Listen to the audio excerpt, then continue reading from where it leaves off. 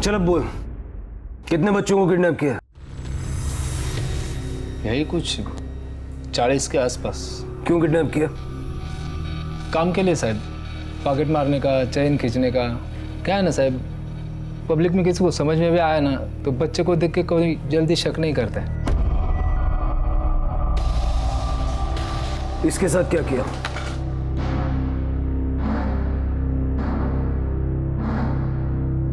इसको तो मार दिया साहब उन लोगों ने। ये पहला बच्चा था जिसको मारा था, राजा। उन लोगों ने मारा और मैंने इसकी बॉडी रास्ते से दूर खड़ी रिक्शा में फेंकी थी साहब। कहाँ हुआ था ये सब? कोल्हापुर स्टैंड के उधर। कब की बात है? 1991 का मार्च महीना था सर।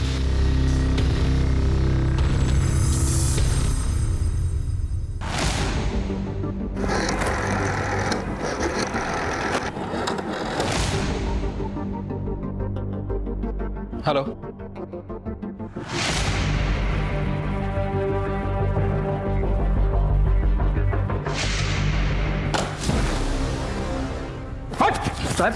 सर सरकारी गवाह बन के हमें गुमराह करने की कोशिश कर रहा है।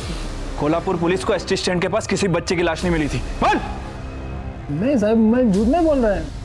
कमल एक मिनट, तूने बोला कि कोल्हापुर के एसटी स्टैंड में उन्होंने बच्चे को मारा और तू लाश लेके आगे गया। हाँ साहब। कितनी दूर गया था? यही 15-20 मिनट चला होगा साहब। कमल, हो सकता है कि ये एसटी स्टैंड के पुलिस स्टेशन की हद से बाहर चला गया हो। जरा आसपास के पुलिस स्टेशन में पूछ के देखो।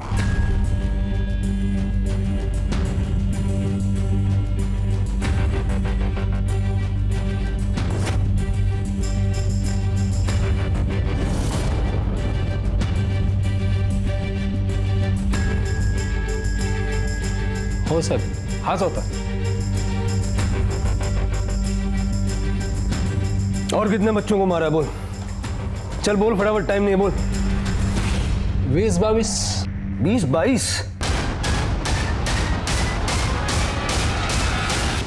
और इस विकराल परिस्थिति को देखते हुए राज्य सरकार ने इस केस की तहकीकात के लिए क्राइम ब्रांच ऑफिसर को नियुक्त किया था। Good morning sir. Morning. Kolhapur police ने पहले बच्चे का मर्डर कंफर्म कर दिया है और उसकी डिटेल्स भी हमें भेज दी हैं। सर, ये उन 60 बच्चों की फोटोग्राफ्स हैं जो 1991 से 96 के बीच मुंबई, ठाणे, कोल्हापुर, नासिक इन जगहों से उठाए गए थे। अभी तक ये कंफर्म नहीं हो पाया कि इनमें से कौन कौन से बच्चे इन्होंने उठाए थे। हालांकि इंक्वायरी से पता चला कि ये जो है बच्चा, इसका नाम है राजा। इसे कोल्हापुर के किसी भिखारी के पास से उठाया गया था। हालांकि इसकी कोई मिसिंग कंप्लेंट अभी तक दर्ज नहीं हुई। ज्यादातर बच्चे इन्होंने मंदिरों और मेलों में से उठाए हैं। सर, ये रुक्मिणी है, इनकी हेड। रुक्मिणी की 2 बेटियां हैं, रंजना और सपना। रंजना रुक्मिणी के पहले पति ट्रक ड्राइवर की बेटी है और रंजना का हस्बैंड है सूरज, जो कि हमारा स्टेट विटनेस है। सूरज की ही गाड़ी में ये लोग एक शहर से दूसरे शहर जाया करते थे और बच्चों की लाशों को ठिकाने लगाने का काम भी सूरज ही करता था। दूसरी बेटी सपना, जो कि किरण भोईर की बेटी है।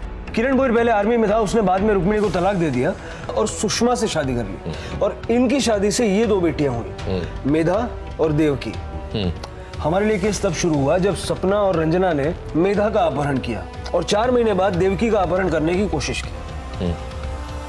मेधा की किडनैपिंग करने का क्या कारण हो सकता है? मेधा को तो बदला लेने के लिए उठाए थे साहब। ये रुक्मिणी आई, रंजना और सपना, इनका मेन काम तो पॉकेट मारने का है और वो गोल्ड चेन खींचने का। मेधा को अगर बदला लेने के लिए उठाए तो बाकी बच्चों क्यों उठाए? साहब वो क्या है, एक औरत जब बच्चे को लेके चलती है ना गोद में, तो किसी भी आदमी को शक नहीं होता कि अपना पॉकेट उसने मारा होगा। और इसीलिए सबसे पहले वो राजा को उठाए थे सब। कहाँ से उठाए? वो शिरडी का रास्ता है ना सब, वहीं शिरडी के पास में कहीं से। लेकिन उस वक्त मैं नहीं था उधर सब। जब मैं वापस आया ना तब इन्होंने ही मेरे को बताया था कि शिरडी में किसी भिखारन का बच्चा उठाया करके।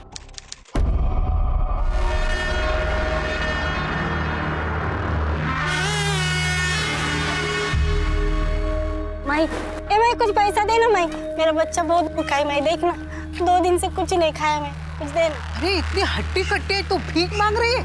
कुछ काम धंधा क्यों नहीं करती? बच्चों को भूखा मारेगी तू? बच्चा बड़ा होएगा तो क्या बोलेगी तू?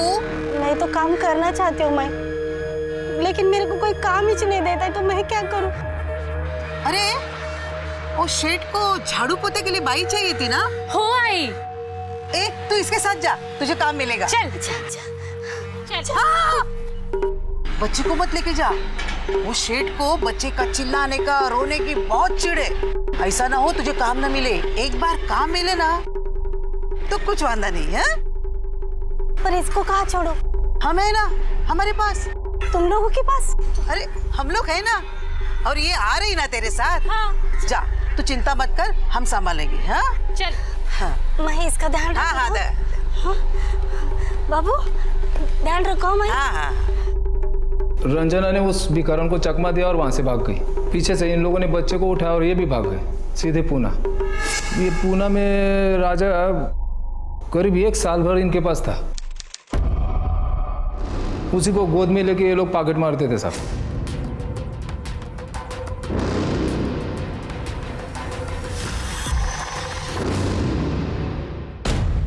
चेन चेन चेन, चोर चोर चोर, अरे! चेन चुराई, पुलिस को बुला। अरे छोड़। क्या छोड़ो? अरे चेन चुराई मेरी गले की, पुलिस को बुला पहले। कहाँ छोड़ो?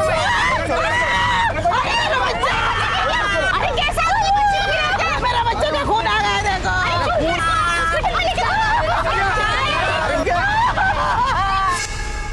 राजा की वहां मौत हो गई और तूने उसे रिक्शा में डाल दिया। अरे नहीं साहब, राजा उस वक्त मारा नहीं था, सिर्फ सर फटा था उसका। हाँ थोड़ा खून बह गया था, पर उसके बाद इन लोगों ने उस आदमी को धमकी दिया ना साहब, तेरे को पुलिस स्टेशन लेके जाएंगे। 2000 रुपये निकल के दिया, निकल गया उधर से। 25, 26, 27, 28, 29 और 30, 3000 ये और ये 2000 रुपया उस आदमी से झटका वो, टोटल हुआ 5000 रुपया। नहीं भारी, आप लोगों ने तो अच्छा हाथ मारा है आज। क्यों रो रहा है? जरा सी चोट लगी है ना तुझे? चुप। अगाई सर फटा है उसका, खून भी निकल रहा है, इसको डॉक्टर के पास लेके जाना पड़ेगा। हाँ अरे कौन खर्चा करेगा इसके ऊपर? उसके बाद साहब हम राजा को लेके पीछे की तरफ चले गए। वहाँ पे रुक्मिणी आई को एक खंबा दिखा। रुक्मिणी आई ने ना साहब राजा का सर उस खंबे पे पटका और सब पटकते रही जब तक वो मारा नहीं। बाद में वो उसका सब गिला कपड़ा खून से वो निकाला और रंजना को दे, बोली दो।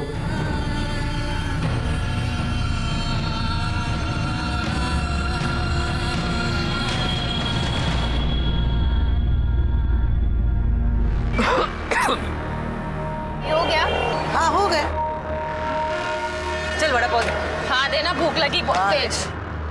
खा लो। तो आपने इसके बयान को क्रॉस चेक किया कि सच बोल रहा है? यस सर, एक आदमी को रिक्शे में बच्चे की लाश दिखी थी।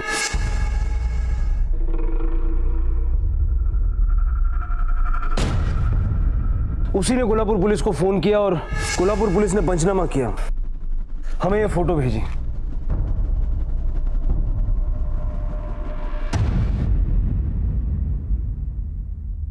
सर ये पहला नहीं है, इसके बाद भी उन औरतों ने कई किडनैप किए। पहले हम ये देखते हैं कि इन 3 औरतों में से कौन कौन अपना गुनाह कबूल करता है, फिर हम नेक्स्ट पे जाएंगे। खोटा बोलते हो तो कुतरा, राजा को मारा और इल्जाम हम पे लगा रहा है। देख कितना कमीना निकला तेरा आदमी। साहब हम लोग औरतें हैं, हमारे भी बच्चे, हम किसी का बच्चा कैसे मार सकते हैं? हाँ साहब, चाहिए तो आप हमारे बच्चों से पूछ लो साहब, हम उन्हें कितना प्यार करते हैं, बहुत प्यार करते हैं साहब। बकवास बंद कर। इससे पहले इतने सारे बच्चों को अगवा किया, तब कहाँ था तुम्हारा प्यार? हमने नहीं साहब, वो सूरज उन बच्चों को उठा के लाता था और बोलता था कि रास्ते पे रोते हुए मिला। हम तो उन बच्चों को संभालते थे, उनको खाना पीना भी देते थे और गोद में उठा के लोगों के पर्स चेन मारते थे, है ना? अरे वो तो हमारा धंधा है, इसके लिए सजा है तो दे दो, लेकिन वो बच्चा उठाना मारना ये हम सब नहीं करते। हाँ साहब, हम लोग बिल्कुल सच बोल रहे हैं साहब, हमने ना ही किसी बच्चे को उठाया और ना ही किसी बच्चे को मारा है। उस कमीने ने मारा होगा उसको। हाँ साहब, सूरज नहीं मारा उसको, उसी ने मारा है, उसी ने मारा है साहब। हाँ पुलिस अच्छी तरह से जानती थी कि ये तीनों औरतें झूठ बोल रही हैं, क्योंकि राजा को अगवा करते वक्त सूरज साथ में नहीं था और सूरज इसका सबूत पुलिस को दे चुका था। राजा की दर्दनाक मौत सिर्फ एक शुरुआत थी, आगे अनगिनत असहनीय वहशी दरिंदगी की कहानियां सामने आनी बाकी थी। सूरज के बयान के मुताबिक इन तीनों ने 20 से भी ज्यादा बच्चों को मौत के घाट उतारा था। शिरडी पुलिस ने इन्हें चोरी के इल्जाम में गिरफ्तार किया और सजा भी हुई। लेकिन चूंकि राजा की मां ने पुलिस कंप्लेंट नहीं की थी, इसलिए पुलिस को भनक तक नहीं लगी कि ये मामला सिर्फ चोरी का नहीं बल्कि एक मासूम के कत्ल का भी था। फरवरी 1991 में ये तीनों सजा काट कर बाहर आई और आते ही इन्होंने बच्चों को अगवा करने की कई कोशिशें की, लेकिन इन्हें कामयाबी दिसंबर 1991 में मिली जब इन्होंने मुंबई के थाने से नितिन को अगवा किया और एक और मासूम की जिंदगी दांव पर लग गई।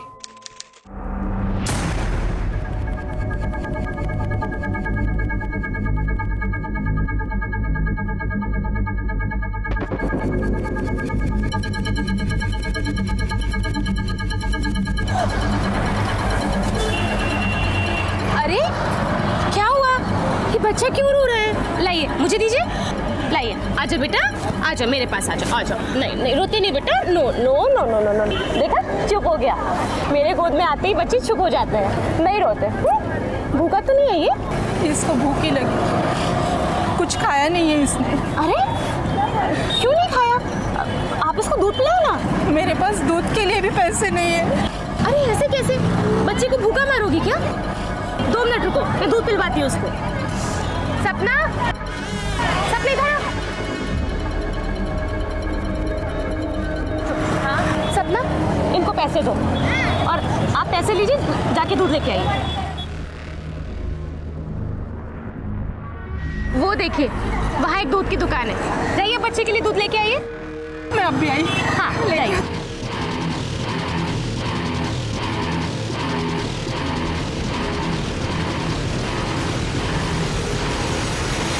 उस बच्चे को कब मारा और कहाँ मारा? वो तो मेरे को मालूम नहीं साहब। उस वक्त मैं मेरे काका की मौत पे गांव में था। हाँ, पर वो बच्चा 3-4 महीने तक तो इनके साथ रहा होगा। जब मैं वापस आया ना, तब मैंने पूछा था। रुक्मिणी आई, बोली कि वो बीमार रहता था ना, इसके लिए उसको नासिक के कुंभ मेले में छोड़ के आई है। वो बोली कि तू बच्चे उठा के लाता था, तू बोल रहा है कि वो बच्चे अगवा करते थे। तुम लोग सब लोग मिलकर झूठ बोल रहे हो, पुलिस को गुमराह कर रहे हो। हाँ? अरे नहीं साहब, मैंने किसी बच्चे को नहीं उठाया। सब उल्टा मैं नितिन को वापस लेके आया था नासिक से। मतलब? वो क्या है ना साहब, 3-4 महीने में रंजना को उस बच्चे से बहुत लगाव हो गया था। जब से रुक्मिणी आई उसको मेले में छोड़ के आई थी ना, तब से रंजना बोल रही थी मेरे को बच्चा वापस चाहिए, वापस चाहिए। तो मैं गया था साहब नासिक में, वहाँ के पुलिस स्टेशन में बच्चे के लापता होने की मैंने ही कंप्लेंट लिखाई थी। अरे एड़े हो गए तुम लोग, चोरी के बच्चे का पुलिस कंप्लेंट किया? अरे चोरी के बच्चे की मां बनने को किसने कहा था? तू एक दिन हमारा धंधा बंद कर देगी। हाय हाय, मुझे कुछ नहीं सुनने का है, मुझे मेरा नितिन चाहिए बस। ये अचानक रंजना को बच्चे पे इतना प्यार क्यों आया? वो क्या है ना साहब, 4 महीने का बच्चा गिर गया था रंजना का, तब से वो बहुत दुखी थी। कभी गुस्से में, कभी नाराज है, कुछ समझ में नहीं आता था। और उसी टाइम पे नितिन को उठा के लाए थे, तो उसका नितिन से बहुत लगाव हो गया था। और मैंने भी नासिक के पुलिस में नितिन की फ़ोटो दी थी, तो उन्होंने भी उसको ढूंढ लिया।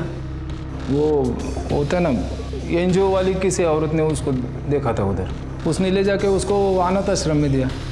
फिर अनाथ आश्रम वालों ने उसको किसी को गोद दे दिया। पुलिस ने मेरे को उनका एड्रेस दिया, तो मैं और रंजना गए थे नासिक में उनके घर।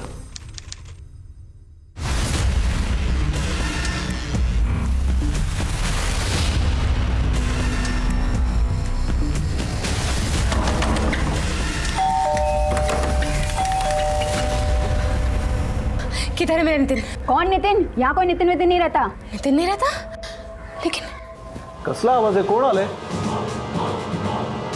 नितिन, मेरा बच्चा। अरे कहाँ भाग रही हो? नितिन, नितिन, नितिन मेरा बच्चा। कहाँ घुसे चली आ रही हो? ये मेरा बच्चा है, मेरा नितिन नहीं है। एक मिनट, आप क्या शोर मचा रही है?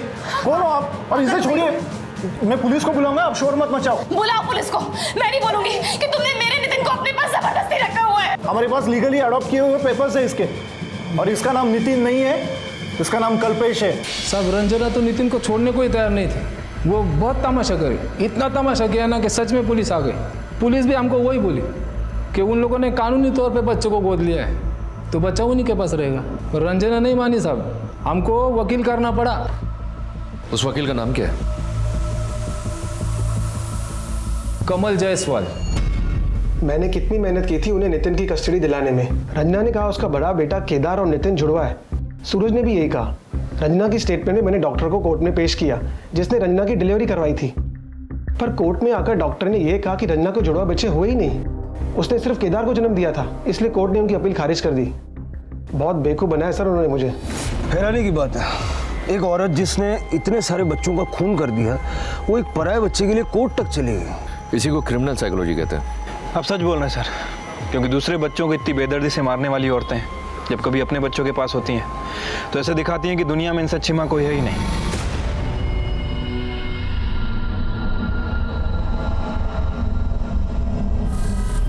मुझे सिर्फ एक ही बात का डर है कि इन लोगों के खिलाफ हम कितने मर्डर प्रूव करेंगे, क्योंकि लास्ट तक कंफर्म झूठ बोलने वाले हैं। सर सच तो यहाँ कोई बोलते ही नहीं है, बुलवाना पड़ता है।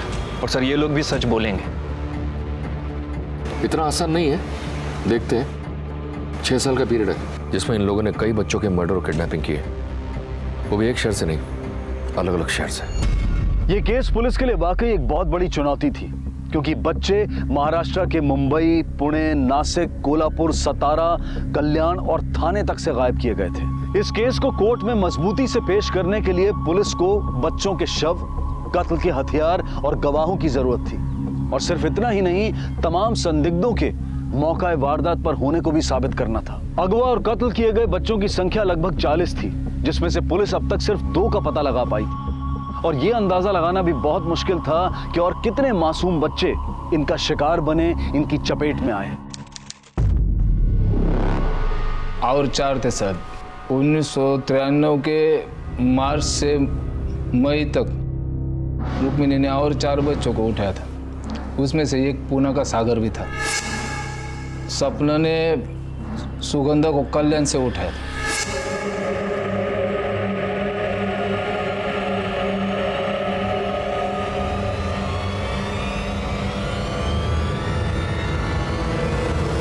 रुक्मिणी और रंजना ने गणेश और मीरा को मुंबई से उठाया था। सुनिए ना, थोड़ा पैसा दीजिए।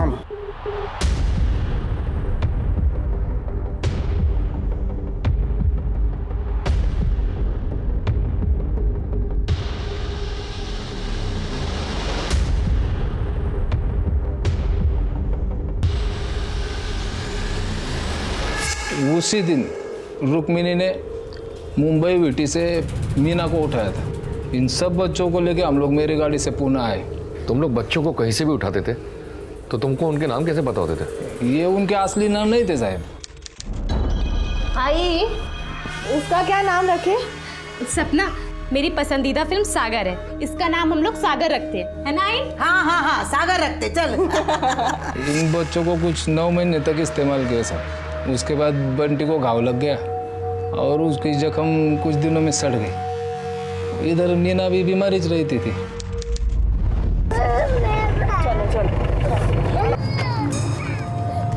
तुम इधर ही रुक जाओ, कोई देखेगा ना तो सीटी बजाना। हम 5 मिनट में काम करके आते हैं। हाँ? चल चल चल चल चल चल चल चल।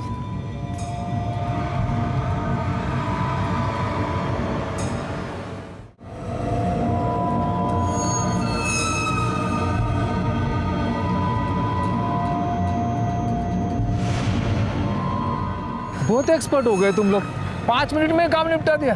अरे बच्चों को मारना मुर्गी को मारने से आसान है। अब ये इन बच्चों को ठिकाने किधर लगाने का है? चल चल चल चल, आजा बताती मैं।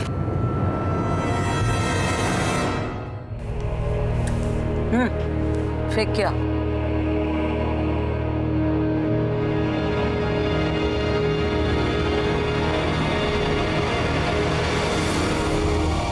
एग्जैक्ट जगह बता, दोनों को कहाँ फेंका था?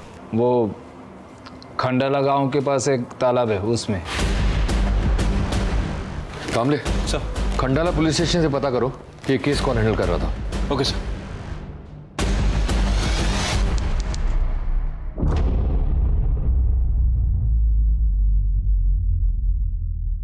सर ये खंडाला गांव पुलिस स्टेशन से पीएसआई जोशी हैं। सर वो केस इन्हीं के पास था। सर गौतम शिटोले नाम का एक आदमी तालाब में मच्छी पकड़ने गया था, उसे ये बैग मिला था सर। उसने देखा कि बैग में बच्चे की लाश है तो फौरन हमें फ़ोन किया। हमने वहाँ आसपास जाकर के चेक किया तो बच्चे की डेड बॉडी से भरा हुआ ये दूसरा बैग मिला था हमको वहाँ पर। आपने आसपास के पुलिस स्टेशन में इस उम्र के बच्चों की मिसिंग कंप्लेंट चेक की थी? यस सर, लेकिन इन्हें पहचानना मुश्किल था क्योंकि पोस्टमार्टम रिपोर्ट के मुताबिक ये लाश हमें 10 दिन बाद मिली थी, काफ़ी गल चुकी थी और पहचान नहीं होने की वजह से ये केस आगे नहीं बढ़ पाया सर। और पोस्टमार्टम रिपोर्ट के मुताबिक इन दोनों बच्चों की मौत गला दबाने से हुई है। इसका मतलब है जो सूरज अब तक कह रहा है वो सच है। सूरज की मदद से पुलिस 3 बच्चों के कत्ल को साबित करने में कामयाब थी। बयान के मुताबिक 2 और बच्चों को मारकर नदी में फेंक दिया गया था और मीरा और गणेश अब भी उनके साथ थे। पर जल्द ही गणेश का भी एक मामूली सी वजह के कारण कत्ल कर दिया गया और सूरज के बयान के मुताबिक उसकी लाश को खंडाला घाट के जंगलों में फेंक दिया गया था, जो अभी तक बरामद नहीं हो पाई और पुलिस के पास उसका कोई रिकॉर्ड नहीं था। अब 4 बच्चों में से सिर्फ मीरा बची थी। क्या किया होगा उन्होंने मीरा के साथ? क्या मीरा जिंदा थी या फिर उन्होंने उसका भी कत्ल कर दिया था?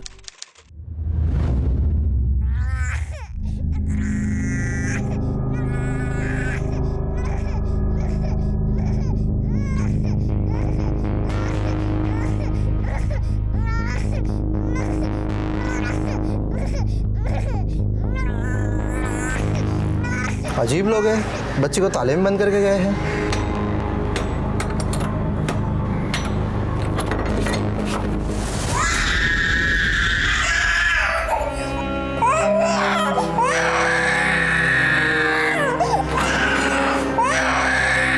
रुक्मिणी के घर में मिली मीरा को पुलिस ने हॉस्पिटल में भर्ती करवा दिया। डॉक्टर्स का कहना था कि उसे बुरी तरह से पीटा गया है। पुलिस ने रुक्मिणी के घर से तलाशी में चोरी का काफी सामान बरामद किया। सूरज उनके साथ उस वक्त नहीं रह रहा था, इसलिए सिर्फ इन तीनों को गिरफ्तार किया गया और वो भी सिर्फ चोरी के जुर्म में, क्योंकि रंजना ने कहा कि मीरा उसकी बेटी है और जब वो बाहर खेलने जा रही थी तो किसी आदमी ने उसे बहुत मारा, जिसके निशान अब भी उसके शरीर पर हैं और इसीलिए बच्चों को प्रताड़ित करने के जुर्म से वो बच गई और 3 महीने में सजा काटकर बाहर आ गई। बाहर आते ही इन तीनों ने जिस जुर्म को सबसे पहले अंजाम दिया था वो था मीरा का कत्ल। एक और मासूम की बलि दी थी इन्होंने अपने सनकीपन को शांत करने के लिए।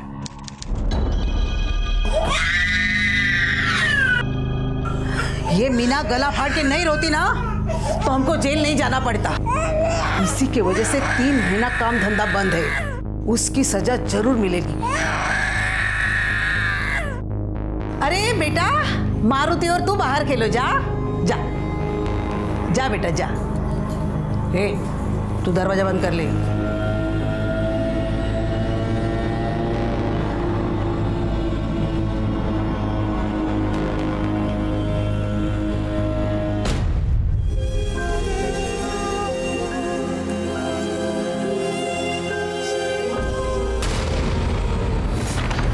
सर, सूरज ने मीना की बॉडी को जहां डंप किया था, पूना सतारा हाईवे के पास, सर हम उसे वहां लेकर गए थे।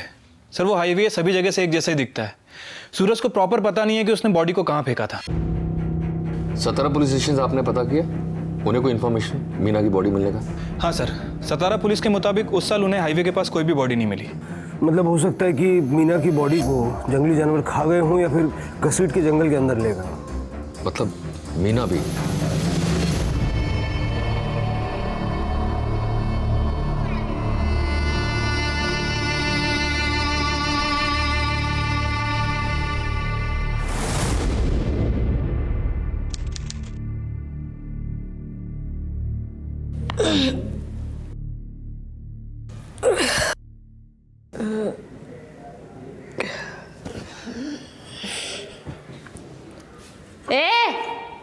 चाय देना।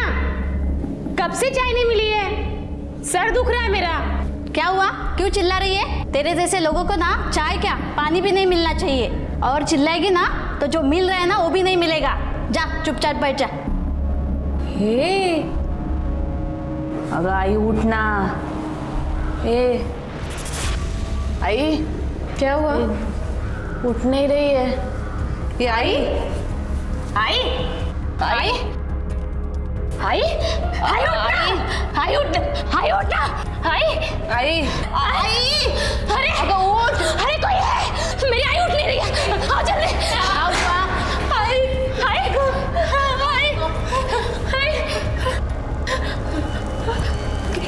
क्या हुआ मेरी आई को? अरे ये तो मर गई। ये आई रुक्मणी अपने किए की सजा भुगतने से पहले ही मर चुकी थी। रंजना और सपना को अपनी मां रुक्मणी की मौत का दुख था या नहीं कह नहीं सकते, पर दोनों बहुत शांत हो गई थी। लेकिन अचानक भावना इन्हें छोड़कर न जाने कहां चली गई थी कि इन्होंने अपनी मां की मौत का भी फायदा उठाने की कोशिश की। तुम लोगों ने जो किडनैपिंग और मर्डर किए उसमें से 7 साबित हो चुके हैं। बाकी की किडनैपिंग और मर्डर तक भी हम बहुत जल्दी पहुंचेंगे भाई। अरे साहब, हमने कोई किडनैपिंग नहीं की है, ना ही किसी को मारा है। साहब, ये सारा काम हमारी आई करती थी, वही बच्चों को लाती थी। हम लोग ने तो कुछ नहीं किया है साहब। हाँ साहब, वो करती थी और तुम दोनों मौत का तमाशा देखती थी, है ना? हमारे पास सारे सबूत है कि सारे गुनाहों में तुम दोनों बराबर की हिस्सेदार हो। और हाँ, हम इस बात का भी ख्याल रखेंगे कि जब तक तुम दोनों को फांसी नहीं हो जाती तुम मरने ना पाओ। सर एक मिनट।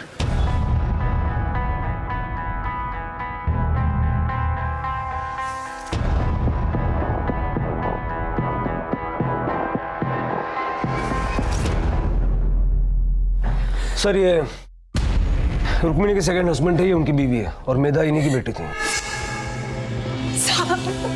साहब, मेरी बच्ची को ढूंढ दो साहब। वो औरत तो आपके पास ही है ना, उससे पूछिए ना मेरी बच्ची कहाँ है, कहाँ रखा है उसने मेरी बच्ची को, पूछिए ना। देखिए, हम पूरी कोशिश कर रहे हैं उसे ढूंढने की।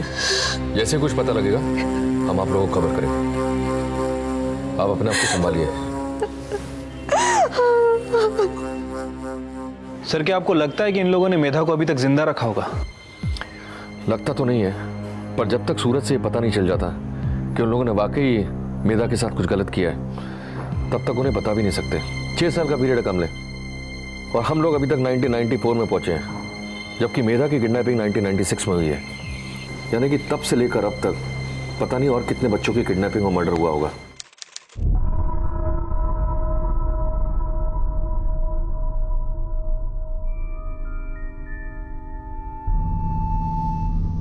ये उंगलियों पे क्या गिन रहे हो? अरे साहब, वो बड़े साहब ने बोला था ना, मेधा के पहले कितने बच्चे। घिनौने आदमी इतने सारे बच्चों को मार दिया और उंगली पे गिन रहा है। मेधा नहीं, मीना के बाद से बता। मीना के बाद सुरभि थी साहब।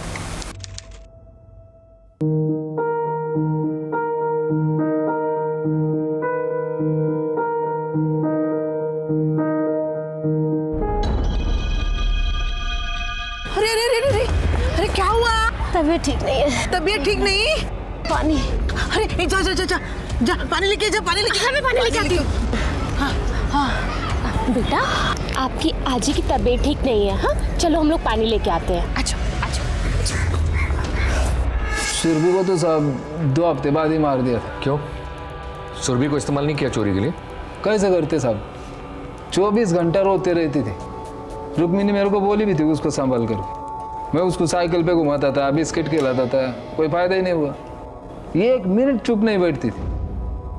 तो एक रात को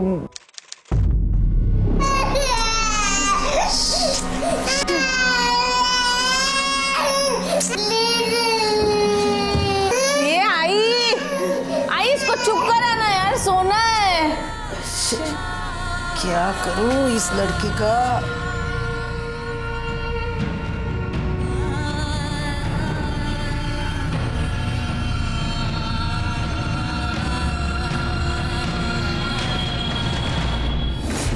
मासूम बच्चों को मारने की बात ऐसे बोल रहा है जैसे कुछ हुआ ही नहीं है।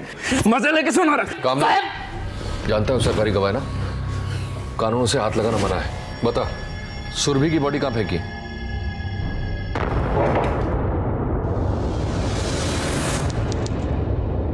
कमले साहब, बच्चे की डेड बॉडी हमें इस जगह पर मिली थी और इस जगह के मालिक ने ही पहले डेड बॉडी को देखा था। उसी ने हमें इन्फॉर्म किया। इस उम्र के किसी बच्चे की कोई मिसिंग कंप्लेंट नहीं थी हमारे पास, इसलिए पोस्टमार्टम रिपोर्ट आने के बाद हमने उसका दाह संस्कार कर दिया था। बच्ची की पोस्टमार्टम रिपोर्ट में क्या आया? उसकी मौत की वजह क्या थी? पोस्टमार्टम रिपोर्ट के मुताबिक उसके सर में 2 फ्रैक्चर था और ब्रेन हेमरेज की वजह से उसकी मौत हुई थी। आपके पास बच्ची की डेड बॉडी की कोई फोटो है? हाँ है, लेकिन बच्ची का फेस कई दिनों से धूप में पड़े रहने की वजह से चेहरे के खाल पूरी तरह से फट गई थी, जिसकी वजह से पहचानना मुश्किल है।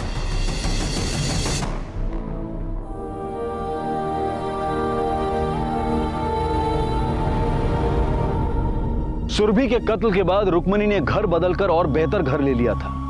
घर बदला था लेकिन वहशी मानसिकता नहीं। नए घर में नए तरीके से कत्ल का सिलसिला शुरू हो गया था और कत्ल करने का तरीका और भी दर्दनाक। मासूम बच्चों का कत्ल करना मानो उनका शौक बनता जा रहा था। यह केस इस कदर घिनौना था कि पुलिस भी आहत दिखाई दे रही थी, लेकिन भावनाओं में न बहकर अपने फर्ज को निभाने की लड़ाई लड़ रही थी, क्योंकि मासूम बच्चों के कत्ल की कहानी खत्म होने का नाम ही नहीं ले रही थी। सूरज ने एक और किडनैपिंग और मर्डर के बारे में बताया, और ये कत्ल पिछले किए गए मर्डर से भी बेरहमी से किया गया। बच्चे का नाम अमर था। अमर?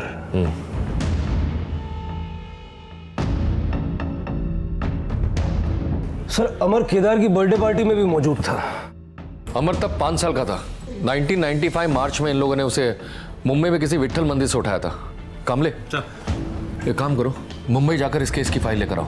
Okay sir. 5 साल के बच्चे को अपने माँ बाप का नाम और पता तो याद होना चाहिए। याद था तभी तो उसका मर्डर हुआ।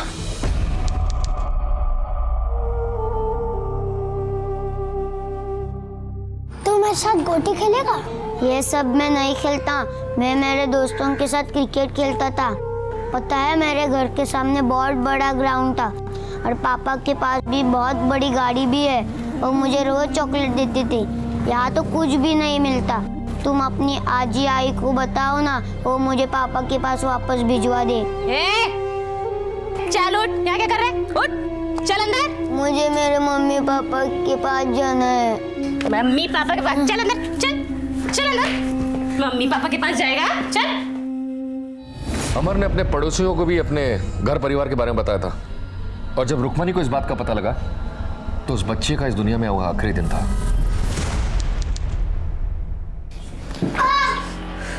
आई, ये बाजू वाली काकी से बात कर रहा था। सब बता दिया उनको। पूछ रही थी कि लड़का कौन है। 4 गाड़ी है, ये भी बता दिया है। ऐसा चला तो ये पक्का हमको मरवा देगा। मैंने तो इसको उठाते वक्त ही बोला था, ये बहुत बड़ा है, सब मालूम होएगा इसको, हम सब लोग फंस सकते हैं। तभी तुम लोग मेरी बात नहीं सुने। अब देखो, रस्सी लेके आ। बहुत बोलने का शौक है ना इसको। आज मैं उसकी आवाज ही बंद कर देती हूँ। उन्होंने अमर को छत से उल्टा लटका दिया, रस्सी से बांधकर, और उस बच्चे का सर तब तक दीवार पर मारते रहे, तब तक मारते रहे, जब तक कि उसके सर के टुकड़े नहीं हो गए। भगवान ऐसे राक्षसों को पैदा क्यों करता है? एक मासूम बच्चे को इतनी बेरहमी से लोगों ने मारा है ना। इसका मतलब है कि कामड़े को रुक्मिणी के घर में दीवार पे जो खून के धब्बे मिले थे, खून अमर का था। हाँ, और यही कोर्ट में हमारे लिए पुख्ता सबूत का काम करेगा। और मेधा के बारे में उसने कुछ बताया? मेधा का नंबर अभी आया कहाँ है? अभी तो उसके पहले की लिस्ट बहुत बाकी है।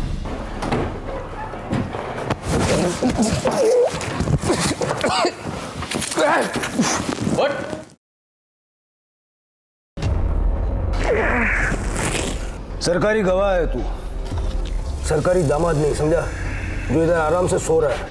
चल बोल, अमर के बाद कौन कौन था और कितने बच्चे थे?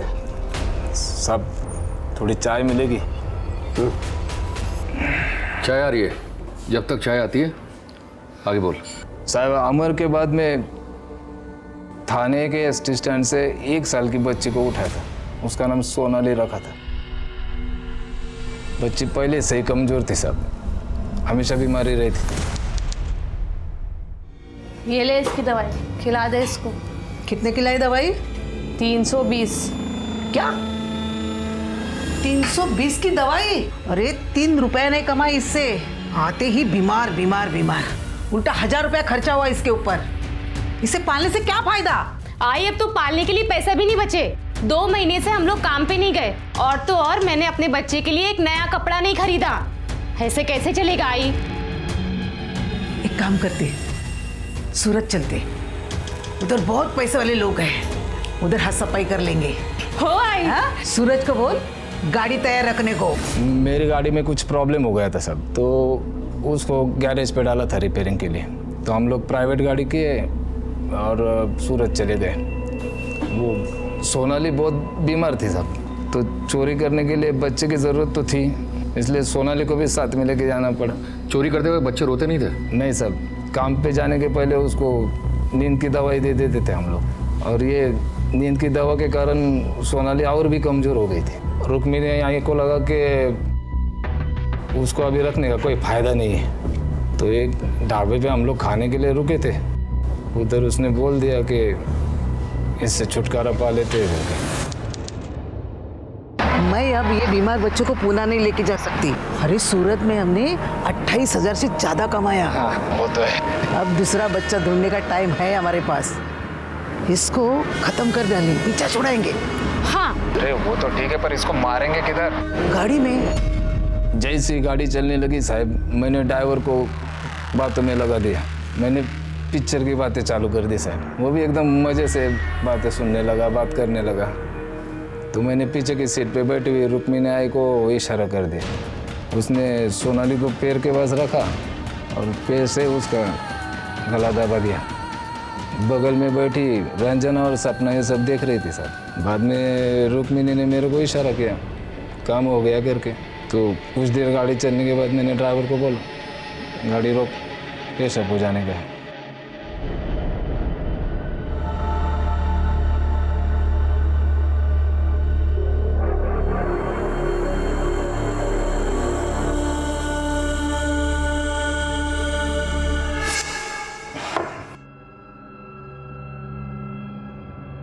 ड्राइवर को बिल्कुल शक नहीं हुआ कि बच्चा साथ में नहीं है? कैसे पता चलेगा साहब? वो तीनों माँ बेटी इस काम में एकदम चालू है।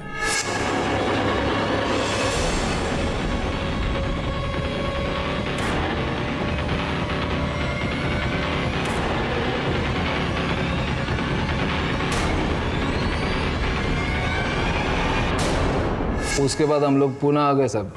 फिर कुछ दिन के बाद मेरा एक्सीडेंट हो गया, तो मैं मेरे दोनों बच्चों को लेकर गांव में चला गया सर। गांव चले गए मतलब? बच्चे स्कूल में नहीं जाते थे? नहीं सर, उन लोगों ने बच्चों को भी यही काम सिखाया। देख, मैं तुझे सिखाती हूँ चेन कैसे खींचने का है। हाँ? रुक रुक रुक रुक, मैं सिखाती हूँ। चुप। देख, सपना मौसी उधर से आएगी। हाँ, ए सपना तू उधर जा। हाँ, मौसी इधर से आएगी। तेरी को उसकी चेन खींचना है। हाँ, मैं यहाँ से जाऊंगी और उसको टकराऊंगी। तू उसके दाएं हाथ में रहना और फटाक से चेन खींचना। ठीक है। हाँ, तैयार है? तू तैयार है? चल चल जा, खड़ा रह जा। देखा अभी? हाँ,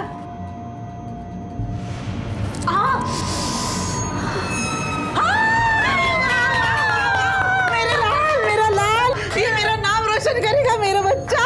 देख, फटाक से काम किया उसने। देख, मैंने बोला था ना, ये जरूर अच्छा। रुक्मिणी को कभी लगा नहीं कि जो कर रही है वो गलत है? उससे बच्चों को पढ़ाना चाहिए, कुछ बनाना चाहिए, बजाय इसके कि चोर बनाया। तुमने कभी उसको समझाने की कोशिश नहीं की? उधर सिर्फ रुक्मिणी आई के चलती थी और वो बोले कि वो ही करना पड़ता था। ये छोड़, ये बता सोनाली के बाद। सोनाली के बाद तो मैं गांव में चला गया था सब, लेकिन उधर से मैंने फ़ोन किया था तो रंजना ने बोला था कि उसके बाद उन्होंने और 2 बच्चों को उठाया। लेकिन जब मैं 3 महीने के बाद वापस आया तो मेरे को घर में कोई बच्चा नहीं दिखा सब। सुन, मैं जब गांव में था तब तुम लोगों ने 2 बच्चे उठाए थे। किधर है? जहाँ बाकी सारे बच्चे जाते हैं उधर ही। मालूम है, पहले उनसे खूब काम लिया, फिर तुम्हारा ठिकाने लगाने वाला काम मैंने किया। आई मेरे से ना बहुत खुश हुई। देखना कितनी जाड़ी चेन दी है मेरे को। अच्छा, मजे है तेरे। कौन बोला आपको ये सब साहब? मैंने किसी बच्चे को नहीं मारा, और मैं ऐसा काहे को करेगी साहब? और नहीं मैंने किसी को फेंका है। ये सारा काम मेरी आई करती थी साहब। उसके सामने किसी को बोलने की हिम्मत नहीं थी। रंजना, ये वो बच्चे हैं जिन्हें तुमने मार दिया। देखो कितने मासूम हैं, इतनी बेरहमी से मार दिया तुमने उन्हें। साहब, मैं काहे को किसी को देखेगी? मैंने बोला ना कि मैंने कुछ नहीं किया साहब, और मेरा इन बच्चों से कोई लेना देना नहीं है साहब। तुम्हारे लेने देने का प्रूफ है हमारे पास। अगर तुम ये 2 मर्डर कबूल कर लोगी तो हम तुम्हारे बच्चे तुम्हारे साथ रहने देंगे, वरना मजबूरन हमें तुम्हें तुम्हारे बच्चों से अलग करना पड़ेगा। उधर ही भेज दो साहब, वो संस्था वाले ना मेरे बच्चे का बहुत अच्छे से ध्यान रखेंगे। उधर ही भेजो साहब। हाँ। रंजना और सपना इतनी शातिर अपराधी थी कि पुलिस की कोई भी चाल कामयाब नहीं हो पा रही थी। उन दोनों में से किसी ने भी उन 2 बच्चों की किडनैपिंग और कत्ल को कबूल नहीं किया जो उस समय किए गए थे जब सूरज गांव में था। 9 बच्चों के कत्ल सामने आ चुके थे, लेकिन अब तक सिर्फ 4 बच्चों के कत्ल के पुख्ता सबूत मिले थे। अपराध की 6 सालों की खोज खबर लेती पुलिस मेधा तक पहुंच गई थी। मेधा उनका आखिरी शिकार थी। क्या मेधा का भी खून कर दिया गया था, या रुक्मणी ने अपनी सौतेली बेटी को कहीं छिपा दिया था या बेच दिया था? आखिर कहां थी मेधा और क्या हुआ था उसके साथ? मेधा को तो उसी दिन मार दिया था साहब, जिस दिन उसको घर से लेके आए थे। कैसे मारा? जिस दिन रंजना और सपना उसको धर्मशाला में लेके आई, उसी वक्त हम लोगों ने सामान बांध के वहां से निकले थे।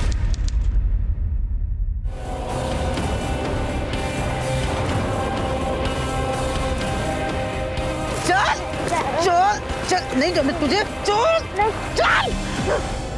तेरे माँ ने मेरा घर तोड़ा है, मेरा घर, मेरी शादी तोड़ी। तू मरेगी, क्योंकि तेरे माँ को और किरण को इससे अच्छी सजा कहीं नहीं मिल सकती।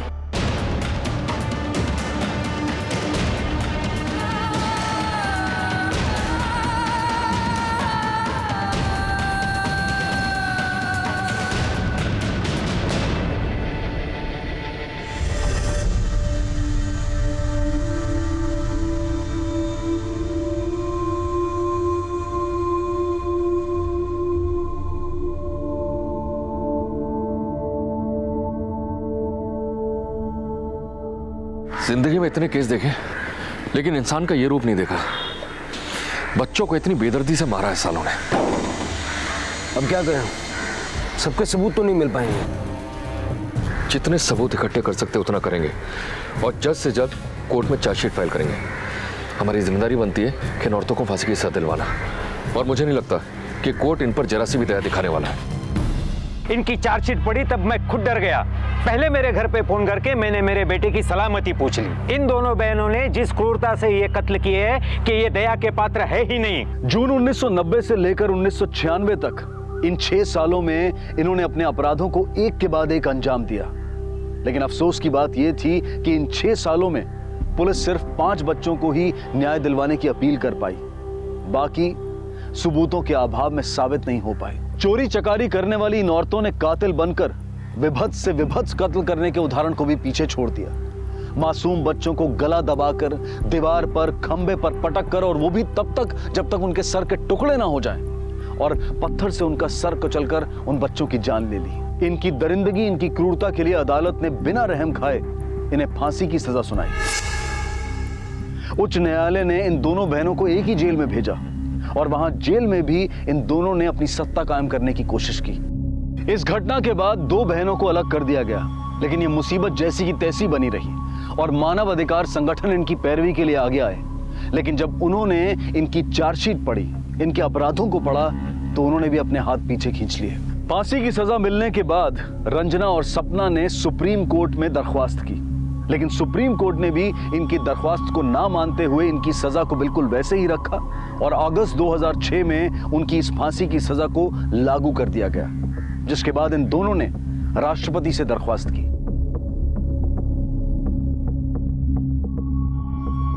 इनके अपराध इतने भयानक थे कि राष्ट्रपति ने भी इनकी दरख्वास्त को खारिज कर दिया, और आज ये दोनों बहनें अलग अलग जेल में अपने आखिरी पल का इंतजार कर रही हैं। आज भी रंजना के बच्चे केदार और मारुति जेल में इनसे मिलने आते हैं। जब भी आपको किसी गलत काम को करने में खुशी मिले तो रुककर गंभीरता से सोचें, क्योंकि ये आपके अपराधी बनने और जेल की सलाखों का बुलावा है। इसी विचार के साथ अब मैं अनूप सोनी आपसे विदा लेता हूं। फिर मुलाकात होगी अगले एपिसोड में एक और चौंका देने वाले केस के साथ। तब तक अपना और अपने परिवार का ख्याल रखें और देखते रहें क्राइम पेट्रोल डायल 100 1 को सीख हम सबको। जय हिंद।